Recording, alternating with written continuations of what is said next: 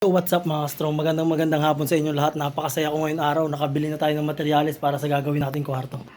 Bumili ako ng pintuan mga strong. Yan. Kasama yung jam. Ito.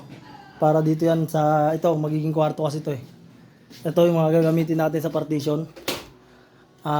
Bumili na rin tayo, 20 pieces lahat yan mga strong.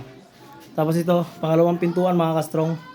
Para dun sa kabilang kwarto. Kasi ang plano ko mga strong, itong isang pintuan na to mga ka-strong, para yan dun. Gagawin kong kwarto yung isang side na yun eh. Kwarto yan mga ka-strong.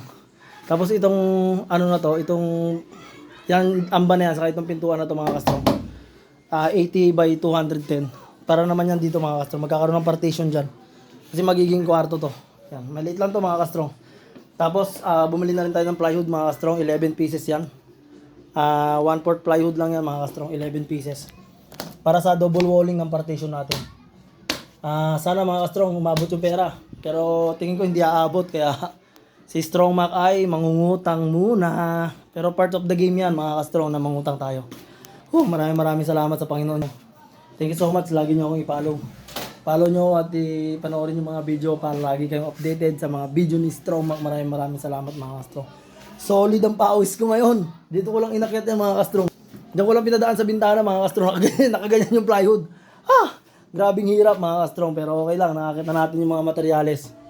Yan mga ka-strong. Nakakita natin yung mga materyales. Yan. At shout out pala kay Sir Van. Maraming salamat sir sa pagpapahiram nito. Malaking tulong to sa paggawa ko dito sa bahay. Si Sir Van ay kaibigan natin mga ka-strong.